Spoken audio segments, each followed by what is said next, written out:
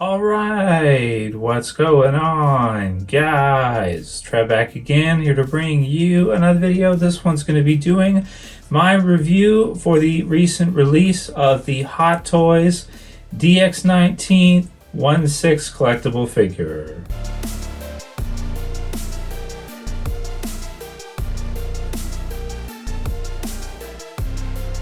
All right, so here we have the box for it. It comes in the usual Hot Toys shipper box. At the top here, we've got the DX19. So we'll go ahead and unbox this and do a review now. This is one that I was quite excited for, as I've never been able to get a Hot Toys Dark Knight Batman before. The prices were always really high. I didn't get in on the DX12. And so it was just something that, once I saw this go out for pre-order a couple of years ago, and this guy was delayed, I went ahead and pre-ordered it, and now finally, a couple years later, I kind of forgot about it, and a couple years later, finally, it's been released. So you gotta love the boxes on these. Really, really nice. You get the nice kind of embossed type of logo here, Dark Knight Trilogy, which is still, probably my favorite Batman movie, series ever. I do like '89 as well, but really love the Christopher Nolan Batman, movies. Here we got the side Batman, Defender of Gotham City, and then DX19. Now this one comes with like a slider out the side, so I think that's a little bit different from some of the other releases where they have like kind of a flap. So this kind of folds out to the side like this, and you get sort of this nice Defender of Gotham City. There's this part right here, which is really cool. So kind of the insert part right there. And there we have the Hot Toys DX19. As far as the insert goes, I guess this is like some kind of maybe keychain accessory type of thing. I'm not sure. It comes with another ring there. You could probably put it on maybe, I don't know, keys or something like that. I definitely won't be using this. I'll just be kind of keeping it, but I do like the color scheme, the gray and black monochrome everywhere, and it does look cool. It is a nice touch they threw this in. But personally, it comes with the set, so I'm not going to be really doing anything with it. But if you wanted to, I guess you could kind of take it out and put it on maybe your keys or something. Take off the cover here and get a good look at the new Batman. So we get, looks like the three head sculpts here, and then we get some alternate face plates. You get the gun that he comes with for the sticky bombs. From Dark Knight Rises, you get the this here, I guess like an EMP grappling hook, and then some batarangs at the side, as well as like the neck collar piece, and a couple of different hands there. Underneath that, we get the cape over on this side. We get the stand, really looking nice, with kind of that battle scene, Dark Knight Rises, I guess, where he's fighting Bane and such. Wow, really cool. So let's go ahead and crack this guy open. Take a look. Take a look at him, see what he looks like. So here we have the different accessories that the DX19 comes with. I do think that some of the stand is really awesome. Really love the stand. It's got that kind of Dark Knight Rises final fight with Bane, the snow and everything. Feel on the steps where they kind of have their final fight, which is really cool. We get the sonar head at the left there. We get the Christian Bale head with the neck guard, which actually is really nice. Looks really nice in the figure, and I have to give that one for me is useful. The sonar head I don't think I'm really going to be using. The sticky bomb gun, which does expand at the bottom there, the grappling hook. The EMP at the right side gun, it's okay for Rises. I tried it. It looks okay with the Batman, but it's not great. You get a few batarangs there and a few of the sticky bombs, which again, it's cool to have as extra accessories, but personally, not likely going to be using. So the Batman figure itself, Very nice, very nice. The basic, you know, faceplate here, kind of the neutral sort of look is pretty nice. I will probably pose him something like this with the fists showing and maybe one of the angry face plates. Here we have the costume, which is a mixture of like, let's say like a plastic, a PVC type of material, and then there is some kind of more fabric elements there, like on the arms and such. The likeness on Batman himself with the cowl, it is very nice. It kind of has sort of like this wet look kind of on his face a little bit to a degree, and you do get the different faceplates. Sticks on with the magnet, so it just kind of comes off like that and it just kind of pops right back on.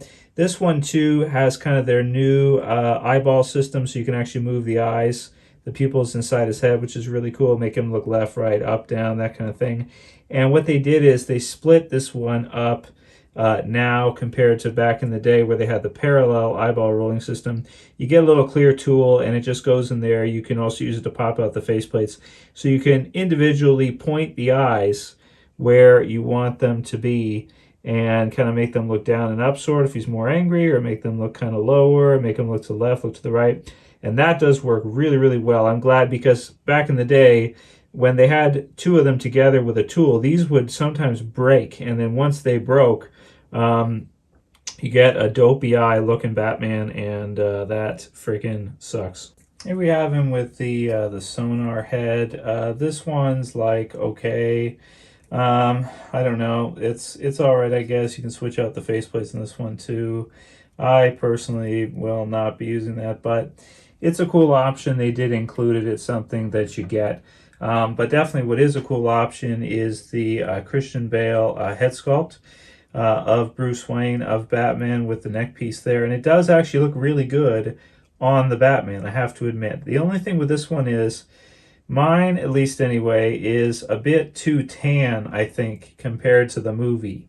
Do you see kind of what I mean? Like, I kind of felt like Christian Bale in the Dark Knight Trilogy was a little bit lighter than this.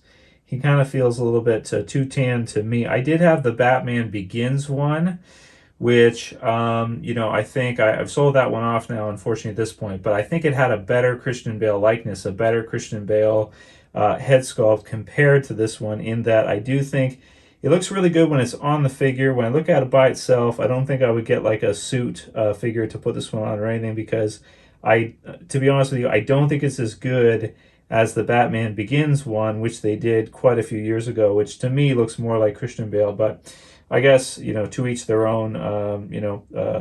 Each person's subjective which one they think. But you see what I mean? It just looks really tan. You see, it's like overly tan for who the character should be, who the character is. And I do understand he's a little tan in the movie, but not to that extent. Here we have the sonar eyes head that he uses in the Dark Knight, and that it's cool. I mean, again, I don't know if I would be using it, but the facial expression I find to be kind of funny. It's kind of funny looking to me, so but it's there. You get it with it. It's not why I bought it, but yeah, it's there. Here we have it with kind of that angry, sort of open mouth look on him. This one's all right. I guess it'll look cool if he's like, you know, yelling at Joker or Bane or something, or Catwoman, I guess. It's okay. I don't think I'll be displaying mine with this, but it's cool. This look here is actually really nice for him with the neck piece. The neck kind of comes out on this piece here, which has got the magnet in it, so you can kind of attach it to the head, so it kind of snaps just like this, right? Which is cool enough and all that. So very cool there that you get the different option. I actually really like this one for some reason, not sure why. Again, though, my one complaint about this is that he just looks a little bit more tan than I thought he was in the movies, but that could just be my my memory. This one actually does look really nice for him. You know, it actually is a good look. I actually would consider using this in my DTOF for him, because it is pretty nice. You know, but you know, the Batman itself head, the cowl head is, you know, probably more ideal. And here we have him out with the cape and everything. You know, it's kind of cool. I mean, I do know that there's a lot of guys who like sort of the custom capes for these, and I can understand why. It's kind of got these clips in it that sort of like clip in like this, kind of in a strange upside down backwards kind of way. So it kind of is like that, and then you sort of clip it in to this slot right here like this, and it kind of gives it like a lifted type of look. So it kind of lifts off of the shoulders here, which is pretty nice, and you know, does give it kind of a nice profile and everything from the side, that it doesn't look like it just kind of sits right in. The design on the costume is really, really nice, I do have to admit, and that this is my all-time favorite Batman. So yeah, I do understand now that I'm kind of looking at it. This piece at the side here, I do understand why some people kind of cut this off and then attach it here to kind of the fabric, because this piece does kind of stand off the end as you're posing in on both sides. It kind of pops off. It's okay if his arm is straight out, then that's fine, because it doesn't kind of show there. But otherwise, it just kind of it sort of gets in the way. The cape doesn't have a wire in it or anything like that. So if you're gonna want to have kind of some cape poses, you might want to look into sort of a custom for that part. But it is pretty big. It's got a nice wingspan to it and everything, and it does sit really nice. Can get it in some really cool poses with it kind of on the stand. It does look really, really nice. I grabbed the Hot Toys Dark Knight Joker just to put him beside to kind of show the height. Now he is on a stand. We take him off his stand, and there is a nice height difference between the two. It's fun that all these years later, this is still like my absolute favorite. They've done, so many, so many additional Batman movies since the Dark Knight came out, since this movie. But even still, it's by far my favorite, and just think, I don't know if it will ever be topped. Dark Knight Rises was good, but yeah, the original Dark Knight, the best, for sure. I got him with the EMP gun here. Now, the only thing is that and I won't go over articulation too much, as I think it's kind of standard. You guys pretty much know what he has already, but some of the things I'm finding with him as I'm kind of messing around with him is that the different hands tend to easily kind of snap off due to the gauntlet, how far up it comes, and then you have kind of the pin there. It just kind of like, and they do come with another one of these as well, replacement one, so I can take a look at that, but it's a little bit tricky to kind of get it to sit just right. They tend to pop off kind of easily, and if you're kind of moving it around to get them to hold, I mean, you can do it, but it's just kind of a note that it's a little bit of a pain because of the length of the gauntlets.